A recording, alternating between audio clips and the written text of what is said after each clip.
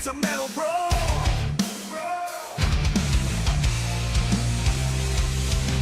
Mental meltdown. Gaming in flames. Chris and Henrik bringing the thunderous rage.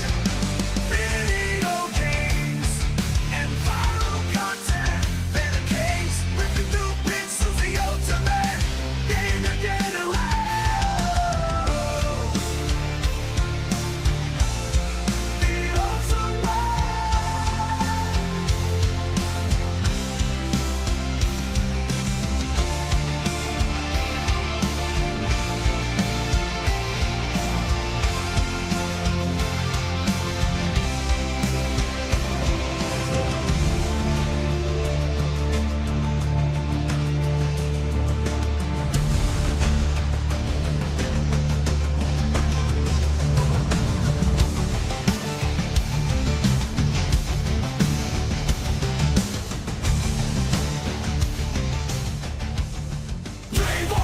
I'm feeling the rage. Chris Collins and HenricK on the stage, talking gaming news. Industry that can't escape. We're reviewing video games. No need to debate. They bring the heat, spitting truth non-stop with fiery words. They're ready to drop, making waves in the world of video games. Collins and HenricK, they don't play no games. From console wars to DLC scams, they expose it all, making sure no one jams. The audience fired up, ready to explode. When rage quits on, you know it's a code.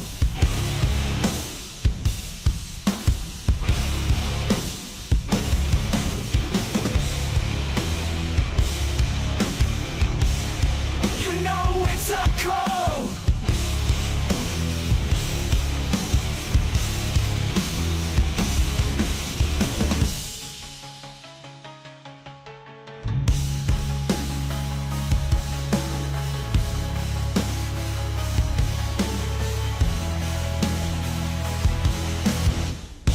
When rage quits on, you know it's a code.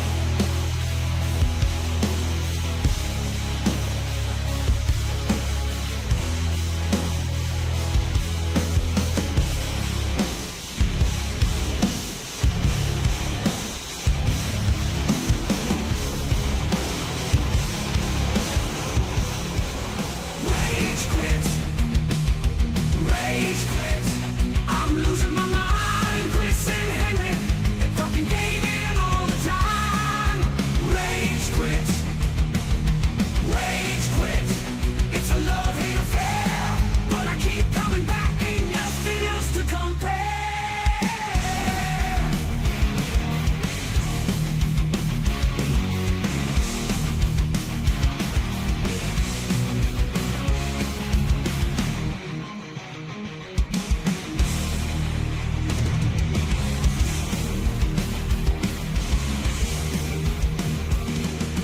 Rage quits. It's a love-hate affair.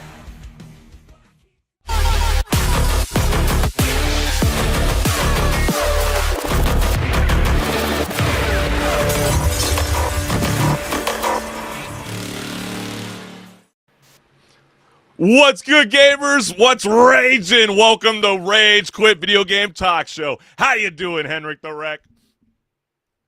It's time to talk about some games, so I'm doing fantastic, Chris. Right? How about I'm yourself? hoping you had a fabulous Thanksgiving break and happy Oh, holidays, yeah. right? Ho, ho, ho, the gift that keeps Yep. on giving, because we got so much things to discuss in the gaming world, right, HenricK?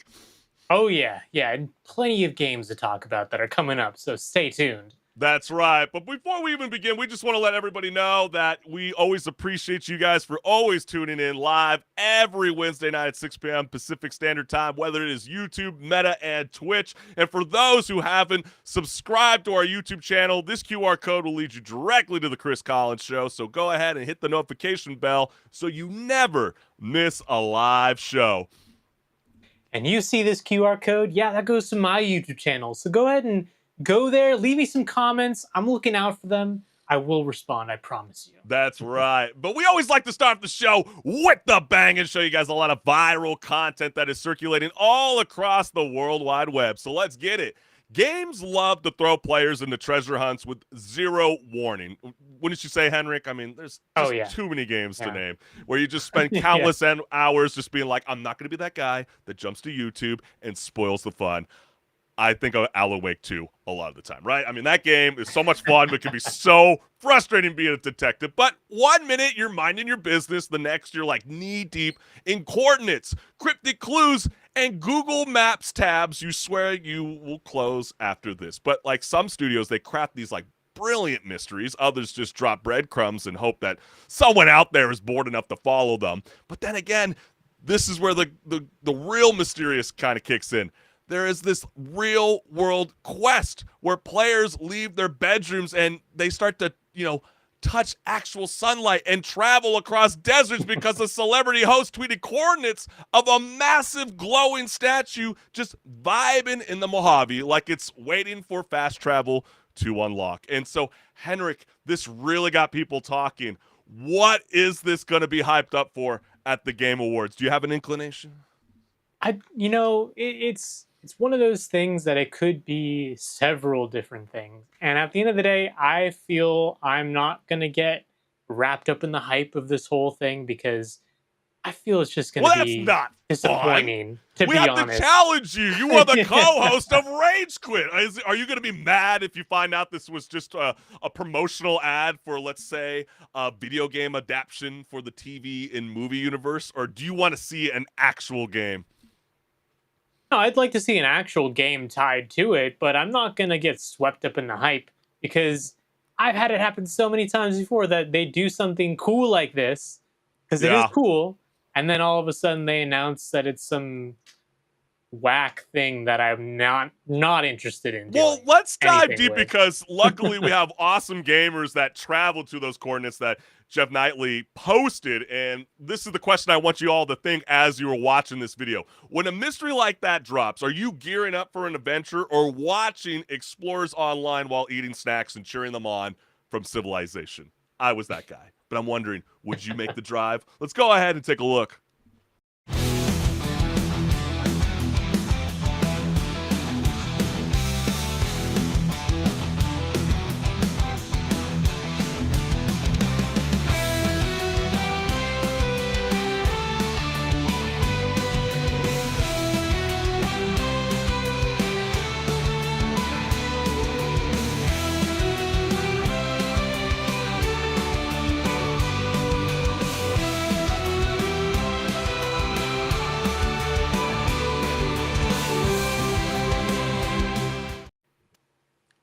Hey, I mean, it looks pretty cool, and we did see that picture as well of it all lit up because that video is in the daylight. Yeah, exactly. That really shocked a lot of people. I'm sure when they travel to the day, they're like, oh my gosh, I missed out on one of the key elements to the clue. How do you solve the Da Vinci if you're not there at night, right? Well, Yeah. luckily, we have photos to deliver on that promise. But let's go ahead and dive right into the comments because obviously everybody wanted to turn into Sherlock Holmes when it came to this discovery. And so the first comment reads, Half-Life 3 and a new God of War installment revealed in 2 tweets. 1% chance, 99% faith. I actually was kind of seeing a little bit of Kratos's armor from, the 2018 God of War. I saw a snake little that bit. looked very familiar. I saw a bear. You know what I mean?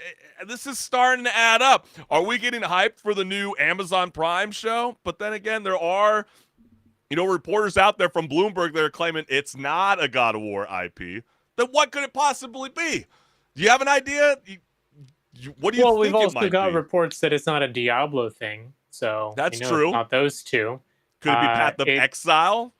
It could be Path of Exile. Yeah, it has that aesthetic to it. It also has the aesthetic of like Doom, that series. Yeah, like a But Doom DLC. Is that what you're thinking for the could Dark be, Ages? could be, That would definitely be could pretty be. I mean, bitchin'. they do definitely have space for a DLC in the newest Doom installment, so it could be. Okay, we'll have to see. I think the bear is what throws me off. You know what I mean? But let's see what people have to say. Ooh, okay. Masterful gambit, Jeff. So as you can clearly see with the image, people are relating this with Half-Life because let's just dive right into the next street comment. name. Well, it says, Black Mesa Research Facility is a Yep. fictional underground laboratory complex that serves as the primary setting for the video game Half-Life. So, as much Hmm. as reporters out there are trying to tell you it's not the game, maybe it is the game. And maybe we are one step closer to getting Half-Life 3 because the Steam machine is real. It's legit. They're getting the console game now. Wouldn't that all make sense, HenricK? It would, but throw up that picture of the poorly drawn Gordon Freeman with the copium being injected into him, because I don't think that Valve No. really typically does announcements like this. So I Yeah, don't that's see it true. being Half-Life That's why I personally. kept thinking it's going to be God of War because Santa Monica Studios, California. It's easy drive, I suppose. But then again, let's shift into the real action because we got a lot more to discuss here on Rage Quit Video Game Talk Show. And Tim the Chat Man is going up against his chat. And Tim was going viral after blasting viewers who told him Marvel Rivals fell off and wasn't as good long term as people hoped. So Tim the Tap Man basically fired back with Marvel Rivals swept the nation because there were 0 good games out at the time. But here's the question for gamers, and I wonder, we'll let it roll first what Tim the Tap Man has to say, and then we'll throw it to our wonderful co-host, HenricK. Are we mad at Marvel Rivals for not being great, or mad at ourselves for pretending it was because we were bored? That is the real question. So let's go ahead and hear what Tim the Tap Man had to say.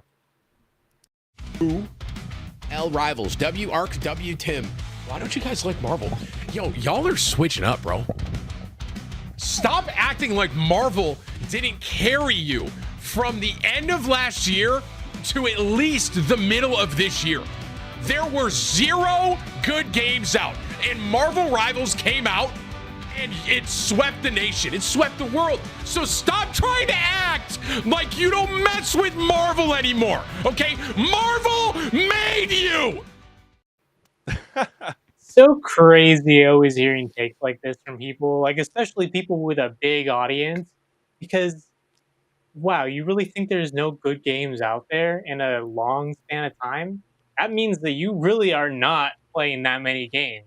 You're probably Well, I mean, if I know Tim Tapman's game selection, he's probably playing the most popular competitive shooters out there. that's what I'm thinking too, because clearly with this comment, 0 good games out. Maybe that's a sign to start trying and experimenting with different types of games. It doesn't have to Exactly. be games released this year. There's literally a massive library of great games from previous years to play. But I think it's not so much the argument about, I think he's talking about only the multiplayer space. And is that fair to argue that during the first half there really wasn't something to get excited for other than Marvel Rivals? I guess I'm kind of leaning towards him with that. But if you're going to bring in the whole single player experience, it's like, dog, what are you talking about? Look at some of these Yeah, games that but are on see, that's here. the thing. He Expedition didn't 33, say. Indiana Jones. Yeah, no, exactly. You brought up a bunch of games right then and there that are all great choices to go expand your horizons with. But when you say maybe he was thinking multiplayer games, well, here's the kicker. He didn't say multiplayer He didn't say games. that, right. But we only got So the tiny clip, and maybe we wording missed the counts. beginning argument. Maybe we missed the ending argument. Maybe that's our fault. Maybe we're stirring the pot. I don't know. But let's keep it rolling. When a video game ain't got guns or a ball in it. Yeah, I mean, multiplayer sports games, right? They're like, oh, man, it's not good enough Yeah. for my streaming quality, not for my fan base. They want to see me rage out in the game, and it's hard to do that if I And that's suck at why legendary mode and a only play lot normal of mode. these a lot of these people who have opinions like this typically also looked at, what's probably going to end up being game of the year this year, Expedition 33, and was like, Yeah. man, I don't get to shoot anybody. Nah, it's not a game for me. Well, Yeah, and I actually, can't you play get to with my shoot people, but, friends. My attention don't tell them. spans, my attention span's not there. I think I need to load into 20-minute lobby matches instead, right, HenricK? Exactly. It starts to Yeah. feel like that. And then streamer defends mediocre game that made him relevant again after like 5 years. Who would have thought? That's a little cold. I don't think that's necessarily the case. I don't think that's the case. Tim the Tap Man is still very much blown up. It's just people like to mix it up, right? I mean, it's like Nick Merckx Yeah. gets a lot of crap for still playing Arc Raiders and doesn't want to jump onto Warzone anytime soon. People move on. People progress. There's a lot of great gaming out And you there. can like different things. That's fine. There's Yeah, nothing wrong with that. let's not gatekeep now, please. But you know what, HenricK? I know you're not so much into the sporting world, but New York Giants rookie running back Cam Skattebo has gone viral, and not for anything happening on the field. No. This man, if anybody that's a gamer that doesn't watch the NFL, he suffered a serious season-ending ankle injury and immediately respawns as a Twitch streamer. It seems like everybody that's an athlete started to do that now. It's like when COVID hit, all the comedians started their own podcasts. You know what I mean? They couldn't hit the stage. Yeah. So when NFL players can't play, they become Twitch streamers or on Kick. Who knows? But that's when Cam Skattebo comes in. He's a big WoW fan, apparently. I didn't know people were still playing it like that. And that's like the first game they I'm thinking are. about jumping on to stream. They are. I did not know that. But fans are loving it too. He's chatting, laughing, streaming, building a community, and basically doing everything the Giants wish their offense would do, right? I mean, they just can't get their shit together. 2 wins, that's it. But we'll keep it about gaming, okay? Because if he comes back next season with improved footwork and maybe an improved kill-death ratio, I'd say that's character development, right, HenricK?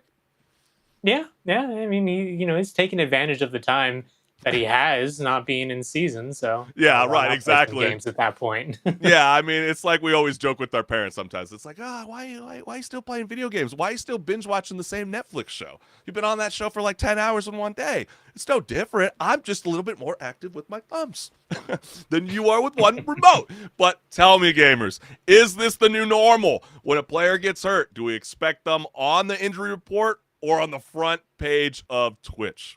Think about that. Let's go ahead and take a look at some of the funnier moments from Cam. His name is What's D. his name? Bomb located by Op 4. D? These nuts. So Cam, I have a question, bro. Oh, what's your question, huh? Cam, say you swear to God you can't tie your shoes. I can you tie use my strap-ons? I can. Okay. I love strap-ons. Wait, hey yo. Oh, wait, there you are. God forbid a white boy gets some motion, huh? No, that's unrealistic, chat! What the fuck? Nice. You're bouncing around after that? Yeah, from the back. Dude, stop. Wait, are you good, bro? What's happening? I'm hitting the gritty, chat. If I could do it in real life, I would. I ate dirt as a kid, bro.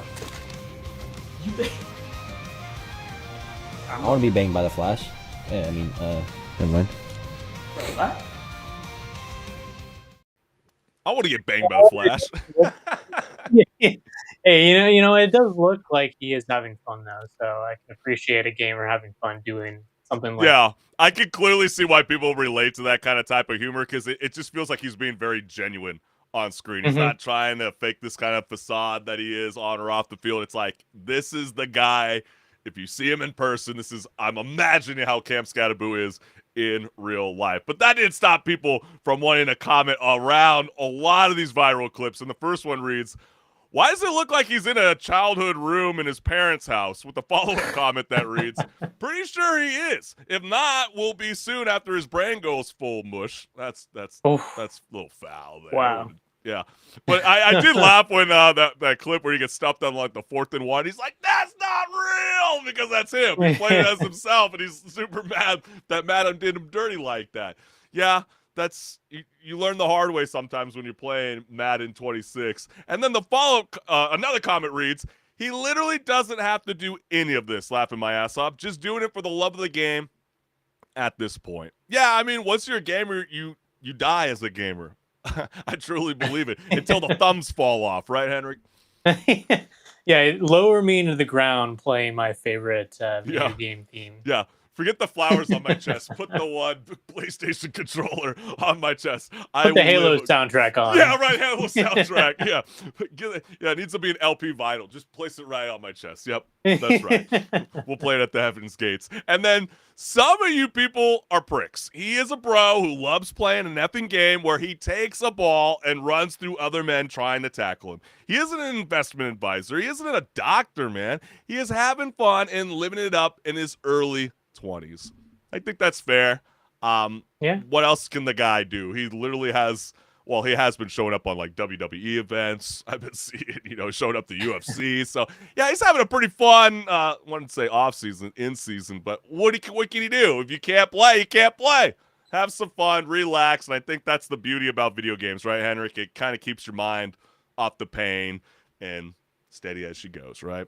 And active too, in some respect, rather than just sitting around doom scrolling, he's actually putting his focus on something, Yeah, other than absolutely. So true, HenricK. And you, the gamers, we can't thank you enough for always tuning in live, whether it is on YouTube, Meta, and Twitch. And we're going to do it again. Why not? We might as well show you guys. Anybody that hasn't liked, shared, subscribed, hit the notification bell on our YouTube channel. This QR code will lead you directly to the Chris Collins Show.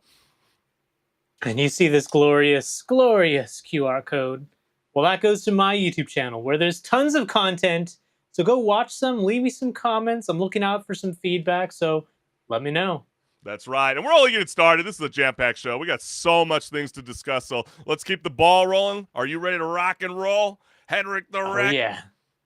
Yes, let's listen for the wins, because we're talking about where wins meet. That's right, baby. Let's get it.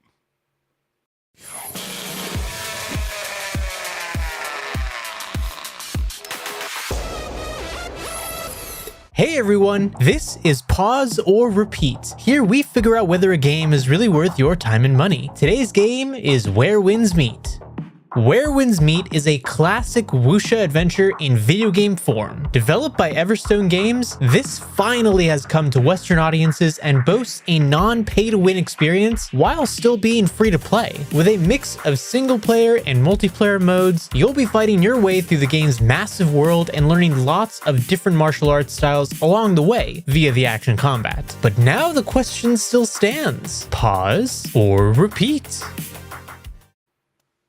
Hey, Chris, you ever watched Crouching Tiger, Hidden Dragon? I have, but it's been quite some time, so don't judge me, HenricK. Hey, you know what? It has been a while for me too. But every now and then I go back and watch some scenes because they were just really awesome action scenes. Yeah. And when you play a game like this, it's like you can jump straight into that action and be one of those characters.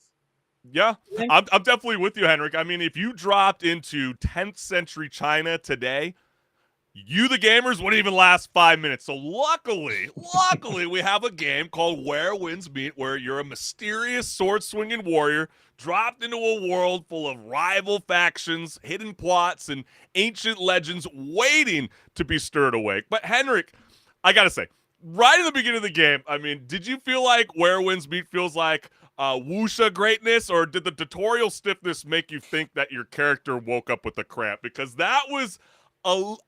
Stick with the game in the beginning. I felt like it was a bit painful. No, I kind of get what you mean. I mean, the gameplay is solid. I had fun right off the bat with the gameplay, even in that little intro scene that isn't entirely accurate to the game that you're actually going to be playing. But how much did that remind you of Ghost of Tsushima when they're running in the red flower fields? It was almost like a direct knockoff, trying to be like, hey, if you like something previously, you might just like our game. Yeah. And hey, that's not a bad thing necessarily, because no, the not at all. presentation of Ghost of Tsushima is a great presentation for the intro of the game. And I think they did a really good job here too of kind of setting the tone of like, oh, there's this high stakes sort of thing. But then they kind of, bring you back to reality, and it's kind of like really somber, like coming into being a hero sort of story. Your character going through this long journey, which is very typical for the hero's journey in Chinese folklore. So, if you're familiar with that, it's going to be a familiar story. But as a Westerner, not really having grown up with that, it's still a little jarring sometimes when, you're doing these seemingly random at least, and maybe it's some lack of translation in bits and here and there, and maybe not understanding the tropes, but it feels kind of random when you're doing these things that don't feel very heroic, and you're kind of just building up your character to become that hero that you're prophesized to be, I guess you could say, at some point in the story. But at the same time, it has its charm, I could say. Yeah, I mean, the story does its best to like mix that political intrigue, the forgotten history and mystical flair, but then the opening of the game, like the opening hours, I mean, it tosses you into an alligator roll off a horse while holding a baby. I mean, what the hell was this? I mean, I was laughing because my first reaction was like Death Stranding Wuxia edition, but here we are, right? I mean, then all of a sudden this like cutscene kicks in, and then all of a sudden the first thing I could not stop laughing. I thought of you, HenricK, was the playback speed button. Yes, gamers. They straight up. Oh, I think I might have lost HenricK. Oh, it's all good. There we are. But no, you're good. I think you maybe got a little offended that I called you out that you skipped Yeah, some of the I cutscenes. had to drop out for a second. Yeah, Chris, you were like, I don't want to hear this speaking nonsense. He's clowning me. I don't like it. Shame on you, Chris. Shame.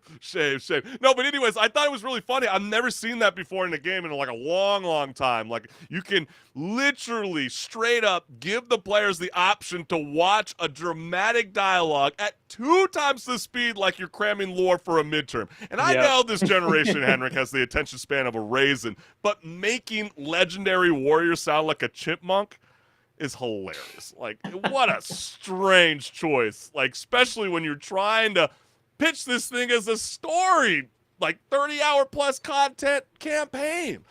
Why did they feel like that was necessary? The game has, I think they said something like 150 hours of gameplay between the story and the side if you wanted to be like a and everything. completionist, yeah, So I believe it. It kind of makes sense if they say, you know what, we understand some people who play this game might want to just go rush through the story. So Maybe they counted some of. I would say, HenricK, maybe they counted some of those hours into just you looking at the gallery of character creations because, my gosh, I felt like I spent a full hour. Yeah, just looking at these like fan-made appearances. I mean, they were ranging from like Kanye Wang to SpongeBob SquarePants to the Joker. I mean, HenricK, I even saw Kratos and Michael Jackson that looked ready to ask where the nearest dumpling shop was at. I never laughed so hard looking at that. But then again, I know you really wanted to express your frustration with the microtransactions in this game because you have such a cool idea with the fan-made artwork, and then you want to push these ludicrous prices? Break it down. Well, I mean, I was noticing that there's a currency tied to copying over some of the designs, which, at the end of the day, the game is free, so it's not really the worst thing in the world. And also a big selling point is that the game is not pay to win. So you're never going to feel like you have to whip out your wallet just to get that extra edge to keep up with everyone else who's trying to, do the content in the game. But I will say there are some things that end up being quite ridiculous when it comes to the cosmetics. Like there being a $40,000 boat cosmetic that you can buy. I mean, granted, you're basically buying an event and a zone for people to go and climb onto and, have a whole huge party. But $40,000, I don't think I'd be willing to spend that much on anything related to any game. And that's only like a tiny, tiny minor gripe, but it is very, very silly. And if you are that person that does that, shame on you because you are obviously the problem of why in-game currency is such a huge demand for young kids during the holidays. I mean, it's insane. I mean, nobody's even thinking like, Daddy, Mommy, give me a physical copy. They're like, no, HenricK, I want my V-Bucks and my Robux. Oh, what a different generation we lived. But like the game basically hands you, I was gonna say, Chris, just transitioning away from like talking about the story and the little mechanics and everything, though. Like, what did you think about the gameplay, though? Like, is the gameplay a solid experience for you? Because I feel like that's really the selling point at the end of the day for this game. Yeah, I mean, you gotta go in like knowing nothing, right? I mean, they're gonna hand you a sword. They're gonna go, hey, go discover who you are, which is bold considering I still don't know who I am, considering the choices of my hairstyle with my character creation, but that's beyond that. But yeah, you're right. I mean, sometimes you feel like you're like this heroic swordsman, starting out, but then all of a sudden, like sometimes you're walking around like you're role playing like a lost horse with a very sharp stick. I really didn't know where to go. I felt like the UI is a little clunky in a sense because it's all over the place and you get very overwhelmed. There's and like maybe 20 different menus. Yeah, and I don't know if this is just me because we literally covered it 2 weeks ago on Pause and Repeat, but Arc Raiders, but but like already having to micromanage all these little gizmos already kind of overwhelms me when you have to jump into another free-to-play experience where it's like, I'm just hitting the experience button and not really thinking. It's like swipe right, regret later philosophy, if you know what I mean. Like that's kind of the idea that I took it. But when it came to the combat, did you feel like that's where the game flexes? Because I felt like that was where its strongest hold is. Oh yeah, definitely. The combat is really the high point of the game. Like I can set aside any quirks with the menus and everything as long as the gameplay is solid. Yeah, holds up to its and end. and it really does hold up, I would say. Like there's tons of different martial arts to learn of the different weapon types, and they're all really fun. Yeah, some of the enemies can end up being a little bit just really tanky, so it feels like some encounters can end up taking a long time.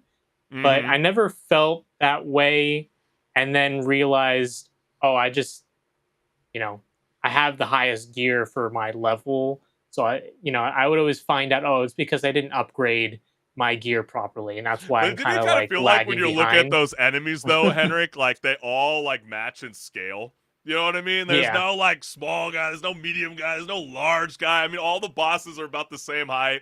All the people in the open world are about the same height. I was thinking there would be a little bit more variety, but I guess with the garments and the different character appearances, that's where it shines. But I don't know. That it's not much, but it's just something I noticed real quickly. But yeah, you got parries, you can dodge, there's aerial moves, there's a lot of flashy animations I'm sure your GPU will sigh over. I had no issue on my PS5 playing this game. But it does borrow that precise, I would say like Sekiro style where you have to tap at the right moment or just perish altogether. But what I highly recommend, PSA for all the gamers out there, turn off the assist deflection.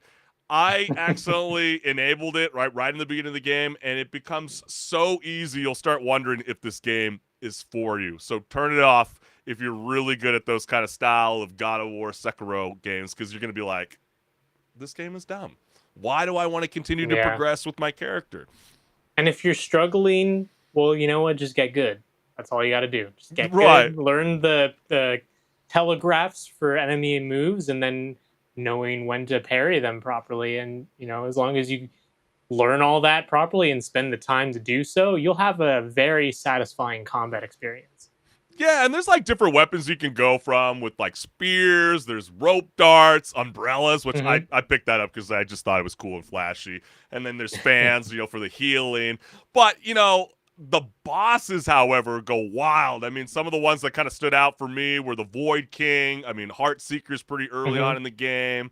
The Earth Fiend Deity are a lot of fun to battle with friends or solo. But what shocked me the most, HenricK, I got to say, was the Perception Forest.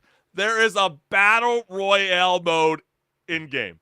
And I felt like that was very daring of them, especially considering that it is this, to kind of set up the premise for the gamers that haven't jumped in yet. It's a separate mode from the main game where the players loot for gear and abilities rather than using your pre-existing character builds. And that was a fun twist. I haven't seen that as of yet. Not that I can think of.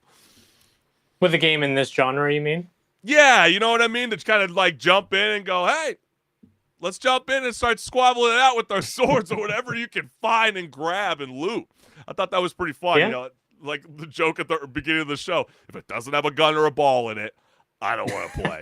While Where Winds Meet tries to do something daring. And I think, like, here's the catch. I mean, yeah, managing your gear, stats, map markers, and skill trees can feel like you accidentally clocked into a second shift at another live service game, like I was joking around with Arc Raiders. Because it ends up actually being a lot. Like, it is a lot. You look through every menu and then you find 5 more somehow. Yeah, like the content pile is huge. I mean, impressively huge. But sometimes I feel like Where Winds Meet can give aspirin a headache. I mean, it's like, and I get it. Like, that's the sticking point. It's free, right?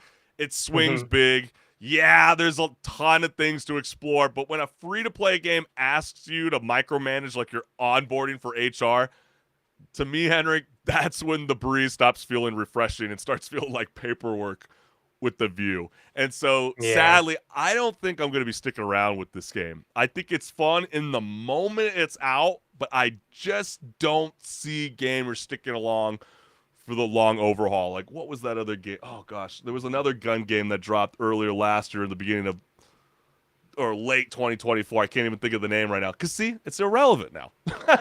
And I feel like this is what's going to happen with this game. Like a paper plane being thrown off a 40th building, gone and never to return. What do you say, HenricK? What are you vibing with? Is this a pause to play something new or a repeat for endless fun? Yeah, it is a pause for me as well, which is unfortunate because this is exactly my kind of game. Like, the combat is exactly the kind of game I like. The whole massively multiplayer online aspect, I love that sort of thing. But what really holds it back more than anything is just constantly having to fight with the quirks of the game.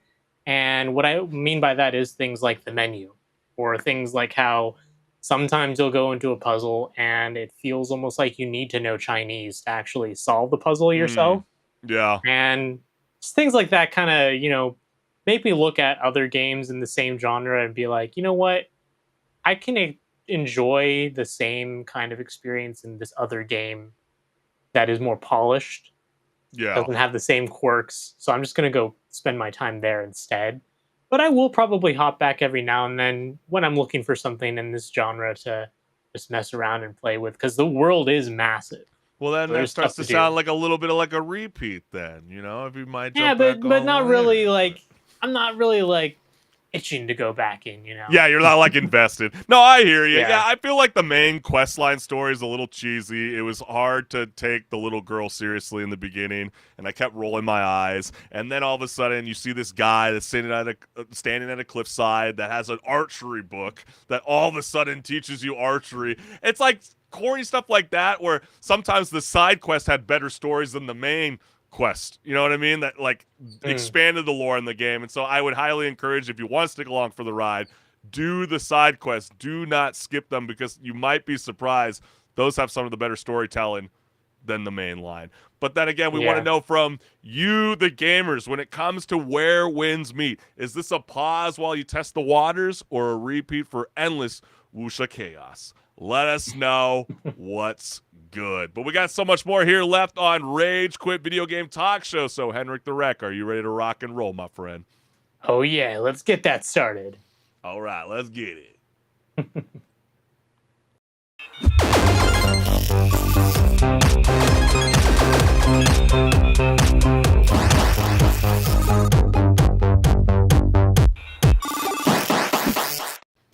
What's good, listeners? Welcome to Patch Notes, where my co-host HenricK the Wreck and I discuss gaming news, industry talk, and so much more.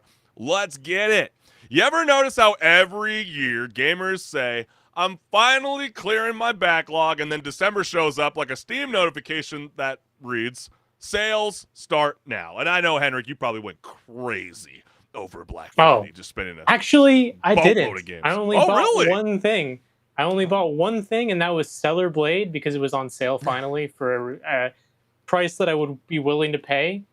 And you know what? I am late to it, but I know the game is great, and so far I've been having a blast. So yeah, all my subscription yearly payments all start to add up at the end of November, so that was kind of where I was at. But because even with the mountain of unplayed games tall enough to qualify as a national landmark, the industry looked at your hard drive and said, I think you got room for more. But hey, before you lock yourself indoors and pretend the calendar ends in November, maybe, just maybe, don't sleep on December, because there are some absolute heaters landing this month. And yes, you're about to see some clips. So let's go ahead and dive in. So first up, Metro Prime 4 Beyond.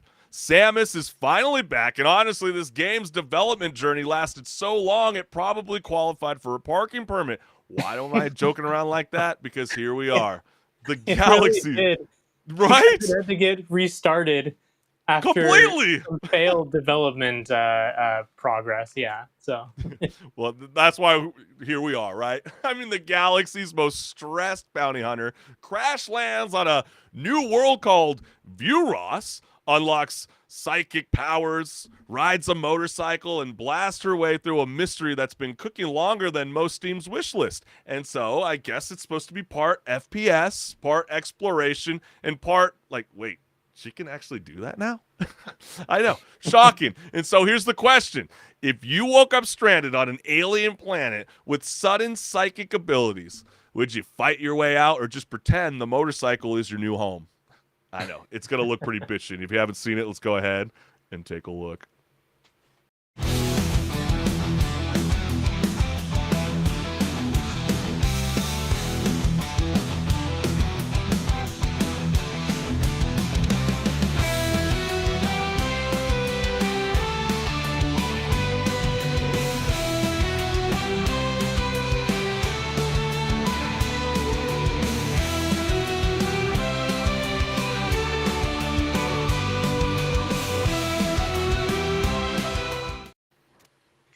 I'm really tempering my expectations with this one because I love the Metroid series, but Prime 3 was a long time ago, so we'll have to see. Yeah, when did Metro Prime 3 come out? Don't tell me that was the GameCube version, right? That was during the Wii era. Wii era, that's what I was going to say. I don't think I remember Old. playing the Wii one because I don't know. I haven't really been crazy about Metroid Prime for a very, very long time. And I'm wondering whether the youth feels the same way as well. They're like, we didn't really grow up with Metro Prime. And so when you jump in straight into Metro Prime 4 Beyond and then adding in new side characters to kind of help progress the story forward, obviously there's like that white boy that's trending right now that's like added in the game. I forgot what his name is right now. You're going to see a lot of memes all this month, I'm sure, about him because every other person that got lucky to get their hands on this game early has been saying, I feel like it might have not been necessary, after all, to add it in. But sometimes I feel like this game really might not be the AAA or quadruple A experience because, you know, you start, I mean, maybe it's cool, you know, because, you know, next year, you know, the PS Plus Premium is already, or PS Plus, excuse me, is already saying that they're moving away from highlighting PS4 games when we're embracing newer IP to show up in their streaming services. And when you start to see that Metro Prime 4 Beyond launches on Nintendo Switch and the Nintendo Switch 2 on December 4th, it kind of just makes you go, is this really a true Nintendo Switch 2 exclusive? I kind of go, I get a little concerned, but then again, Well, I mean, aside from that, I mean, I just looking at the trailers, I don't know I don't know how to feel about it just yet. I feel I won't until I actually play it. I always feel like Metroid does better in 2D though. That's just my opinion. Yeah. Well, as we said, this is exclusive to the Nintendo products. This will show up on the Nintendo Switch and the Nintendo Switch 2 on December 4th. But next up, Octopath Traveler 0. HD 2D is back and looking so good it might convince you to forgive every JRPG that ever emotionally betrayed you. Yes, that is the premise around these kind of style of games because this entry shakes things up with a massive pool of recruitable characters, plus farming and town building. I was kind of giggling over that because, HenricK, nothing says heroic adventure like planting cabbage between boss fights. Hey, you got to do what you got to do to make a living as a hero, right? I suppose so. But, I mean, it's a full console RPG, not a mobile port, and that campaign is packed tighter than your backlog. So tell me, with over 30 allies to recruit and a hometown to rebuild, are you forging an adventure or running the busiest town planning office in fantasy history? Let's go ahead and roll some of the gameplay from Octopath Traveler 0.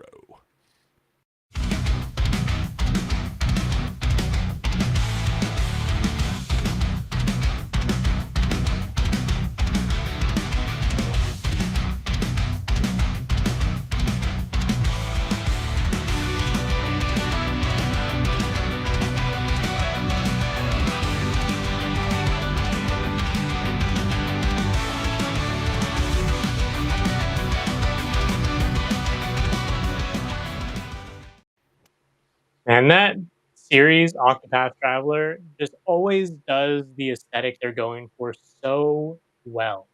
Yeah. No exception to that. And aside from just the aesthetic, I mean, the other games in the series have been fantastic. So Definitely keeping my eye on this one.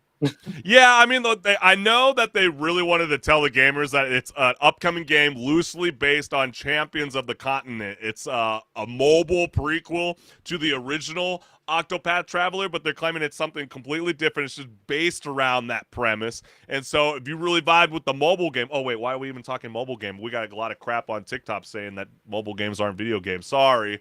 Hate to even mention that.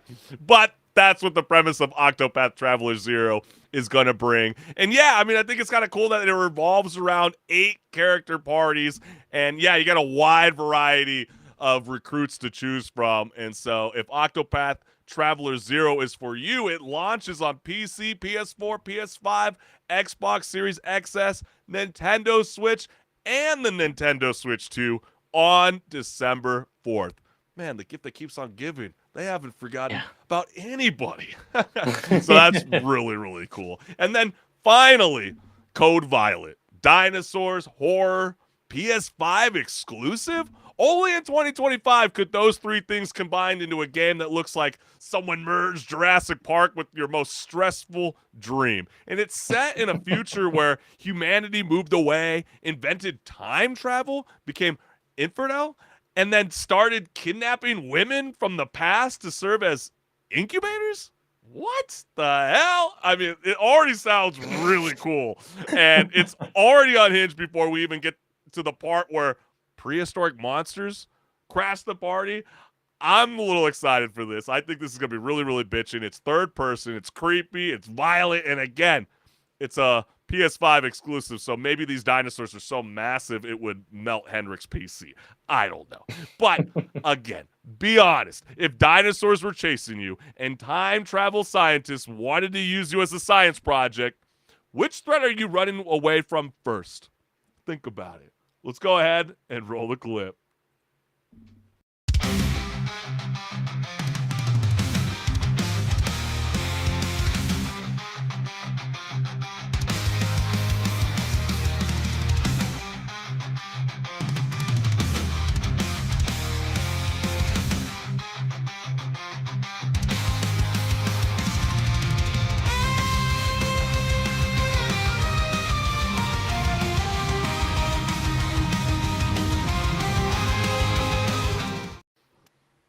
It's so funny. Were you not just saying recently that you wish there was a Dino Crisis? I know. I was just thinking that in my head. I'm like, this is the closest thing we'll ever get to Dino Crisis. This thing looks freaking amazing. It kind of looks a little stiff in the movement, but maybe they're trying to go for that Resident Evil third-person approach. And some of the bullets that you can see in the guns seem very limited. Like, it's not like you got an extra clip. It's like, nope, you only got 30 in the chamber.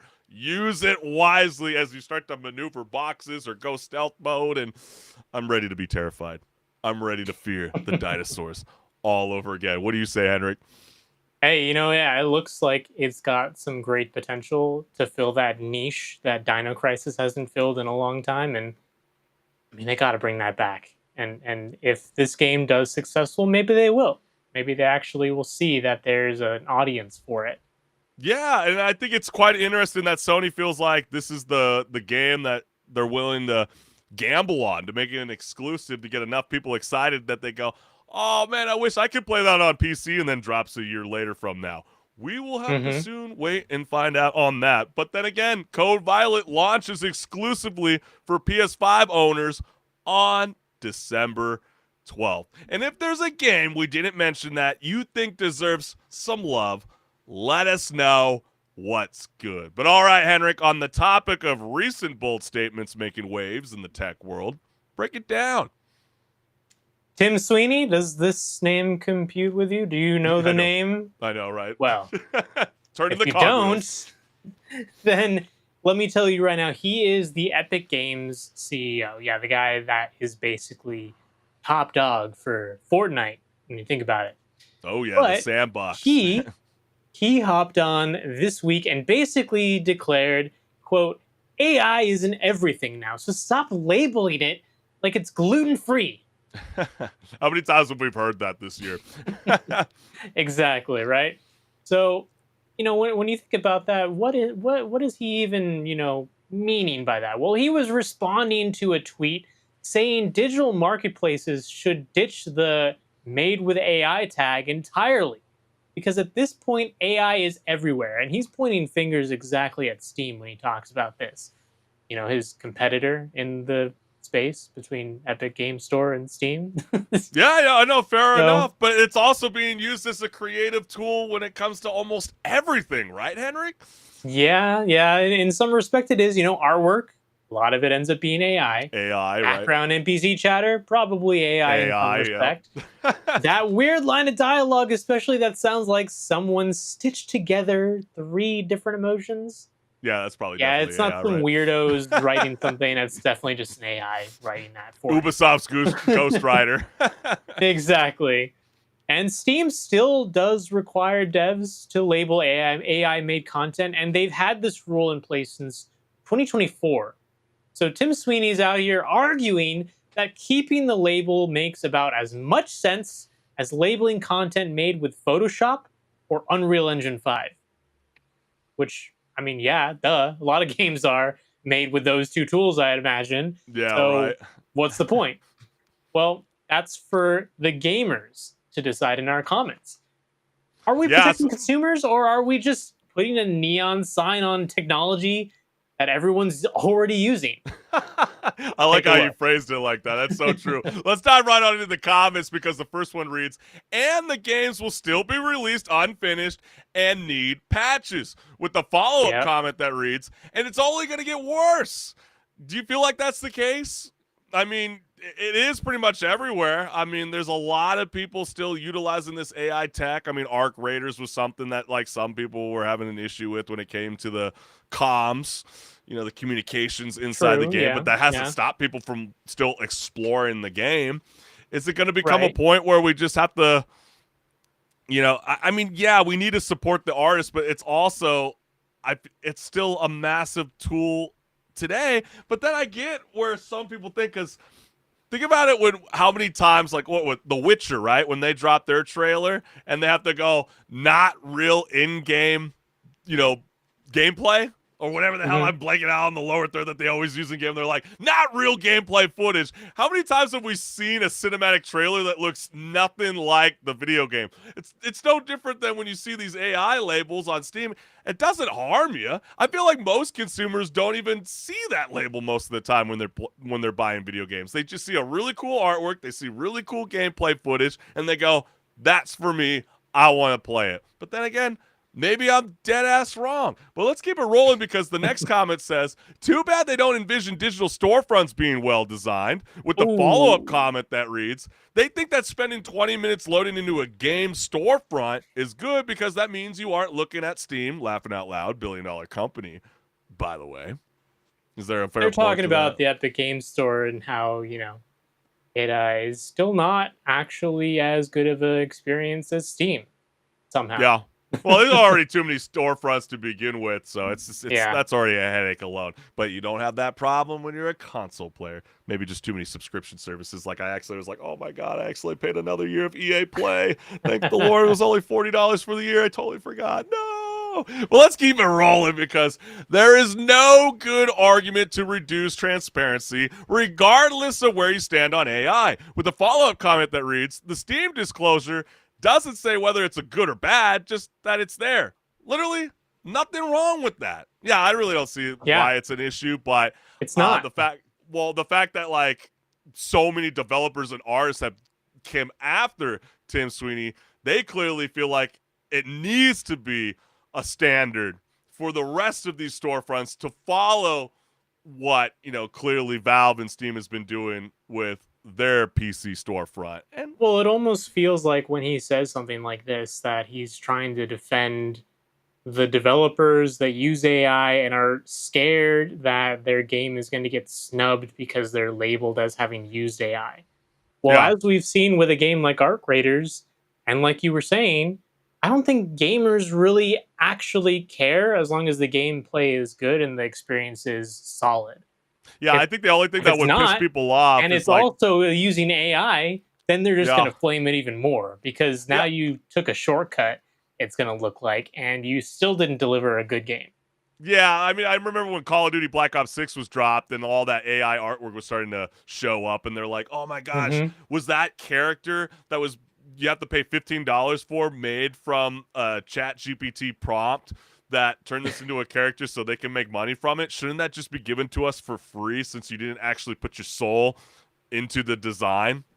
Mm-hmm. Who knows? But then Yeah. again, a lot of people still got suckered by it. And then you got another comment that reads, Steam also discloses which DRM games uses, which anti-cheat measures are in place, whether a game has a difficulty option, subtitles, sound options, and a plethora of other information on features which are expected in 99% of games. Should Steam stop showing that information as well? More information is a good thing. Yeah, I don't Yeah. think it hurts Yeah. anybody. It doesn't. You It's know. like looking at, we don't get the manuals for games anymore. So it's kind of like getting to see the manual of a game before buying it. Yeah, but I just haven't met a gamer yet in real life that's like, oh yeah, man, I'm not gonna buy that game because it's got AI features in it. I don't know. I haven't met one gamer yet. But then again, join the chat. Chat is open. Am I dead ass wrong? Are you one of those people that are like, I will not put my dinero towards it? Let me know. But if anything, Steam needs to be more strict on this. Too many games released without the disclosure and then add it weeks later. Tony Hawk's Pro Skater 3 and 4 added it after 2 weeks. Yeah, I guess one of the maps added more artwork slapped all over the ramps and stuff like that, or the walls. But most gamers in a lot of the Reddit threads would argue, at least from what I saw online, were like, I see it, I recognize it, but I would have never known. And I think that's the point that Tim Sweeney's trying to say. A lot of people are going to use this where they might utilize that AI to work around their own assets within their own studio to be able to build upon already the art that was made by creators, not some of the argument where it was like Ghostwriter AI, which was like Ubisoft trying to fill the void for NPCs in their open world, and then having someone that's a PA that's in the writer's room that's like, hey, why don't you go ahead and clean up all the dialogue that has grammar issues? I think that's where people have a massive problem when it comes to AI. And then the last comment that we got here is the biggest issue is a simple yes, no AI disclosure, not give enough context.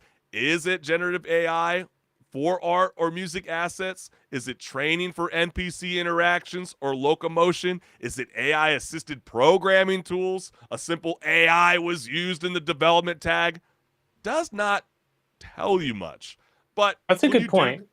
But when you do go on Steam, though, and I know we only showed one example on Steam, you will kind of see that the developers have to submit the note to Steam, and then once Steam approves it, then they place it on their storefront. So, yeah, maybe it could be a little bit more flushed out. We're only barely into this thing, and yeah, it's pretty wild when you consider it. But HenricK, is this an honest call for clarity or the industry's version of just don't ask, don't tell? It is what it is. This is the like one future. of those comments said, there's nothing wrong with just labeling it. Like, why are we trying to take more information away from the gamers at this point? Like, that just doesn't have any need. Maybe you think it's unnecessary, but like I was saying, maybe it is going to be something unnecessary looking for those who deliver a game that isn't good and uses AI. Because at that point, then people are going to say, oh, you delivered a game using AI and you still didn't give me a good experience. What happened? Well, Right. I think that's a fundamental problem of the game itself, but that doesn't mean you should go take away the AI label necessarily. Yeah, I'm with you. I think the AI label needs to stay. I mean, it helps distinguish between the real artist and what some might call as AI slop. There are studios out there, like companies. I could think of like Nintendo have already spoken out and say we will never embrace any of our exclusive titles with any kind of AI at all. Obsidian Entertainment have said the same thing as well, that they don't plan on using generative AI anytime soon in the near future. Maybe that might change real soon. But I have this note here, HenricK, which I thought was really interesting. In July, research from Totally Human Media found that 7,818 titles on Steam now disclose generative AI usage. That's 7% of Steam's entire library, roughly 114,000 plus titles. That's 1% higher the prior year. So It's a lot. it's a lot, and it's only going to continue to climb. So tell me, gamers, should AI labels stay, disappear, or would removing it change anything at all? Let us know what's good. Well, let's get the ball rolling because AI is popping up again. Ubisoft has decided that the future is now revealing a brand new generative AI experiment that basically wants to turn your NPC squad mates into Amazon Alexa with better aim. And what is this? Well, the project is called Teammates. Yeah, very creative name. Yeah. I mean, it's pretty straightforward, right? I mean, you're going to have this AI companion named Jespar, and think of him as that one friend who always has your back, except this one actually listens when you yell, yo, cover me, where are you? Instead of being like, yo, sorry, I'm still looted. Yeah, I'm having a lot of those problems. Or I have a buddy of mine where I'm like, dude, where are you? He's like, I don't know how to get down. Bro, you're killing me, Smalls. You need to stick onto me like super glue, damn it. But the whole experiment is about using voice to command your squad in real time. These AI-enhanced teammates react, talk back, make decisions, and to support the player on the fly, which sounds cool until one of them develops a personality and then maybe starts judging you for your stealth skills, HenricK. Then I'm going to have to cut you loose, let you run wild in the forever digital realm world that you're going to be placed in for eternity or never. Can we cut those things off? I don't know. But are you sure it's Maybe a good not. idea? I mean, I'm sure this thing's going to be like trolling me nonstop if I ever use this teammate. Like, are you sure it's a good idea to keep camping in the same corner for the entire match? I go, yeah, that's how Black Ops 7 was created, okay? I ain't running out there. I'm going to get clipped. But gamers, are we witnessing the next evolution of companion AI, or are we just one patch away from our NPCs demanding better working conditions? Because who knows? Is this the next Terminator? But I want to know what the comments have to say, because the first one says, nice, keep it up. As stocks continue to drop. look at those stocks. Not looking good, Ubisoft. Yeah, I mean, there has been rumors that the French developers are in talks of a potential buyout. I mean, Tencent's got about 10% of stake, and so don't be surprised if, you know, China comes in and swoops the whole developers and takes it to a niche that will only, I'm sure, will excel. I mean, Tencent is massive over there. You know, I mean, they are no joke.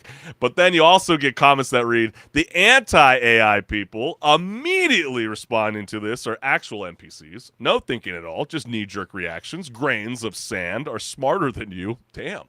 So some people just feel like, you know, everybody just makes AI into some massive hype that isn't what it is, and maybe it might actually be kind of cool. I remember when I was playing those Navy SEAL games back on my PSP, it would be kind of cool if I could open up the mic and be like, yo, go left, instead of having to like control the beacon to click where I need him to draw. You're talking like the Rainbow Six, the original Rainbow Six games, not Siege, but like the ones where you're actually doing SWAT missions. Yeah, you know what I mean? It's like, hey, go around the corner and I need you to stall. Stall for like 10 seconds and then progressively move forward slowly. Because a lot of the times it's like if you go and click into it's a corner, he's running. Or maybe they're walking too slow. If you can actually give it a verbal command and can listen on cue, I think that's kind of cool. I mean, we're seeing a lot of games right now where it's like, what's the one? Don't scream. They have to use like AI technology to be able to hear your voice. Or you get those other games where they manipulate your voice with your friend, where it feels like, you know, why does he sound like the villain? And why is he using my voice? Oh, yeah. Like, you know what I mean? There's all these like different quirks that could be kind of exciting and different that we haven't seen before. And maybe that's when AI kind of makes it a little cool. But then you're also going to get comments that say, stop forcing AI into effing everything. Nobody asked for it. Everyone hates it. Until you ask Siri, hey, I'm lost in downtown LA in the concrete jungle. How do I get back to the 101 freeway? I mean, isn't this kind of doesn't it kind of feel like that in a sense? It's like everybody acts like AI is like something brand new as of last year or 2 years ago. When wouldn't you say jumping on Google and being able to jump into the search bar and having like endless feeds of artificial intelligence tell you the direction of where to find that clue? Well, this is something different than what people think of. I mean, AI is the whole buzzword nowadays, but technically, games have been using AI for a long time. Because think about it, how are the NPCs in even a game like Halo, the original Halo, moving around autonomously? Well, they developed a pretty not like super advanced AI like what we have right now, maybe, but they have some sort of intelligence to be able to respond to the situations that are happening in the game in real time. And that itself was even called AI back when that was made. Yeah, But now, exactly. when you have something like this, I get what they're saying. They're throwing in the buzzword of AI, and it's making it seem like it's the AI that everyone hates. Right, like the But art. That's what people are saying, or like, exactly. oh, why is that like stealing from some of my favorite anime? I get where that's coming from, but then Yeah. you're also gonna get people that get excited for this kind of stuff. Like people are gonna hate, but this is kind of interesting. Can we just check it out first before we all start judging, fam? I mean, what happened to just exploring, having fun, and trying something new? Maybe people aren't willing to jump to that near future. And then can we get this AI to replace your CEO so that we, the gamers, have an actual teammate there for once? So some people feel like Ubisoft has not been delivering on their promise for good games, even though they are working on a remastered of Assassin's Creed Black Flag that's supposed to be like more RPG elements in it. Maybe the AI Yeah. is helping. Who knows? Maybe. Actually, probably. Right? And then can someone explain to me why this game or this is getting hated? Seems like one of the better use cases for AI. It's not replacing employees. It might, you know what I mean? Or That's you the get thing. It might be. yeah, or you get like the voice license from one of your favorite actors, and then like Troy Baker, and then it's like you can have a Troy Baker running around with you everywhere, but it's not legitimately him. I mean, we just saw it with Fortnite and Darth Vader. You know what I mean? Like those were some elements that people really, really loved, but then also manipulated the AI to say a lot of naughty things. But then Yeah. sometimes Yeah. when I start seeing all these like cool AI companions, my mind starts to wander into a tinfoil hat conspiracy. And so this is where I'll throw it at you, HenricK. Are we pushing NPCs forward, or are we just helping companies build something one patch away from their own digital ghost in the machine? Yeah. When it comes to something like this, it's a little bit less black and white. At least I feel it should be a little less black and white for people who are, strongly opposed to AI because, like I was saying, I mean, games have been using AI for a long time. And maybe this is just an evolution of what we had 15, 20 years ago, on the first Xbox, you know? Right. So when you think of it from that perspective, yeah, it is kind of cool to be able to actually converse with a companion in a game. And maybe, think of it like if you're playing a game like it hasn't been an army of two in a long time. And that game series really is meant to be played with another person. But what if you could play a game like that with an NPC that actually reacted to you talking to them like you were in the room with them? That Yeah. would be kind of cool, See, I actually. think that's a cool element compared to like, let's say that AI companion feature drops in like, let's say Arc Raiders, and all of a sudden your companion is balling out way better than you, and then all of a sudden, yeah, you the gamer's gonna be pissed off at this new AI tech because you're like, this game's killing it for everybody. We have no real humans actually playing in the multiplayer, you know, environment. Now we have to worry about these advanced bots in game. What happened to the shitty Fortnite bots that literally run in circles and run into walls? It's a house. Yeah, you can use the door or leap through the window. And I can see why that could be problematic to a lot of people, but yeah, Hmm. I mean, it just kind of makes you wonder. And so let's just leave it off like this for a lot of the gamers that are tuning into Rage Quit Video Game Talk Show. Are we just making smarter NPCs for the game, or secretly building in a network of AI that learns from every player command to evolve into something that's bigger than the game itself. Let us know what's good. But all right, HenricK the Wreck, there's no doubt when Santa Claus is coming to town, gamers have already drafted a wish list longer than their backlog. Oh, yes. And, turns out this year, Santa's sleigh is packed with more than just controllers than candy canes this year, because Yeah, right. 3 in 5 kids are asking Santa Claus or their parents, video games is what's on their wish list. And shockingly, they actually want to play the games with their parents. And that's kind of interesting, because I think a lot of these parents wouldn't want to. I think a lot of these parents throw the video game us in front of their millennials kids. are becoming parents now, and we grew up on those consoles with the PS1 all the way up. And so That's true. It's not like hey, you're hogging the arcade cabinet. Get off, man. We have multiple controllers nowadays, HenricK. But according to the latest research from the Entertainment Software Association, or ESA, 58% of kids are hoping for a game-related gift. That reminds me of when I was a kid, actually, because I always wanted some sort of video games. Always. You're always salty. It's like, oh, thanks, Mom, for the boxers. Thanks for the socks. Yeah, I need more socks. Yeah. Thanks for the new toothbrush. Yeah.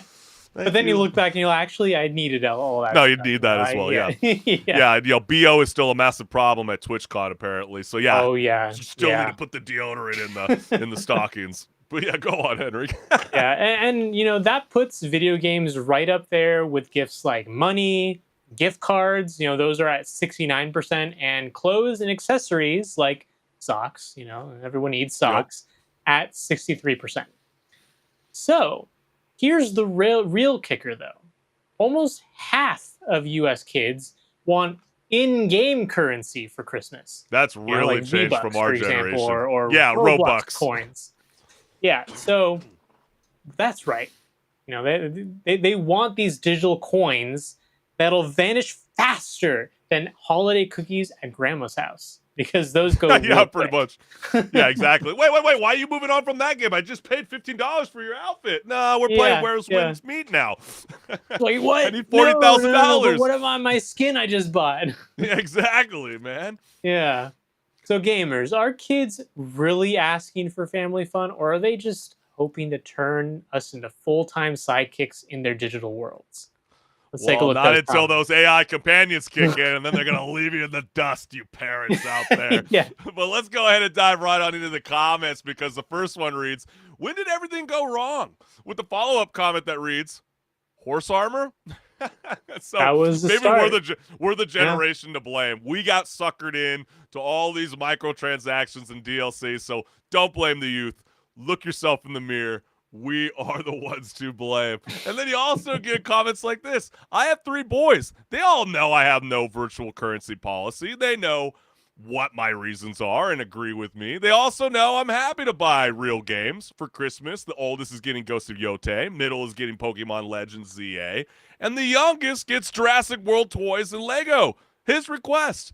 They also will get a few non-gaming things. It's up to the parents to teach the kids what has value and what's predatory, a ripoff, or a scam, including gambling disguised as a gameplay mechanic.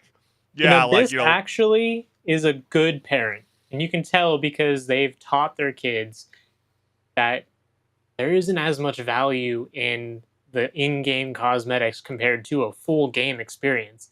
And I appreciate that they didn't just outright say, no, I'm not going to fund your gaming escapades. No, we'll hold off on the in-game cosmetics, and instead let me buy you actual games for you to play other than, say, Fortnite. And, maybe you'll have fun with that cosmetic for a few minutes, but it'll get old eventually. EAFC, yeah, exactly. And then all of a sudden you're investing in your ultimate team that can't be picked up and delivered in the next year's installment. Mm-hmm. So, yeah, it is very predatory, and they really should try to figure out how to do something different. But, hey, they keep selling, they keep thriving, so they ain't going to change anytime soon. But my wife's slob cousins introduced my kids to Roblox over the summer. I'll never forgive them. We're going through hard drug-like withdrawals, getting it out of their lives currently. I cannot begin to describe how awful those games are for kids. And yeah, we've discussed it numerous times. We don't need to indulge any further. But yeah, I would highly not recommend showing Yeah. Roblox to your kids. There are so many better games out there, especially when you can invest in a streaming service like Xbox Game Pass, or there's a lot of PC storefronts. I don't know if young kids really should be in front of a PC. Actually, let's scratch that. But you know what I mean? There's a lot of places where you go. I mean, shoot, Netflix is starting to get on board with bringing your mobile device as a controller to then be able to play some of your favorite family games. Like we covered, Lego Party's coming into the mix. It's a knockoff, or not really a knockoff, but it's their competition towards Mario Party. So there's different avenues where you can get your kid involved in something that's not suckered into Robux and thinking that, oh, Dad, I need to have a new hat. I need a new hat on my character because all my friends are judging me at school. And then adults allowing their kids to get addicted to live service games is honestly sad. But, you know, that's kind of the future. I mean, there's a lot of kids jumping on playing Fortnite, Lego Fortnite, Lego Odyssey. You know what I mean? Is what it is. Yeah, I do think it's a little crazy when I hear my buddies spending money on Fortnite shoes for a banana peel slipper. That makes me question life and where we're going in the next century. Just some of our millennial choices out there. But then I remember opening a big R2-D2 robot as a kid, or Devastator Transformer, and it was the toy of the year for me. I even still have the R2-D2, even if it doesn't work nowadays. Christmas has gotten to be so boring. Just Fortnite V-Bucks cards and envelopes and maybe a controller for your console. I played games too as a kid, but at least you had a physical case to open and use. I'm 25, but this makes me feel old as F. You're not old. Yeah, you're not. You're not. Not even at the point where you could say you're having a midlife crisis. You're having a quarter of a century event happening in your livelihood. But yeah, it is kind of wild when, like, even like you said, you know, like they're looking for the in-game currency, HenricK, but they also want money in gift cards right behind. I've always kind of felt like that during the holidays. Go the extra mile for your family and try to get them something kind of physical. Doesn't always have to be video games, even though this is Rage Quit Video Game Talk Show. We're always boosting about playing games 24/7. But, like, you know, put a little bit of thought in the holidays. Don't you think, Anna? Yeah, something that when they look at, they'll remember that you got it for them.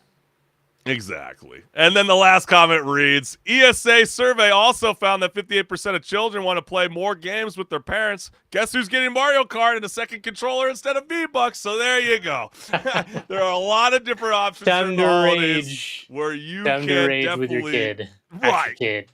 ditch Have your the kid rage at in-game you. currency. Yeah, they don't need to have any of that nonsense. It's like until they can figure out the presidents on the U.S. dollar bills and your $5 bill and your $20 bill, then maybe just no.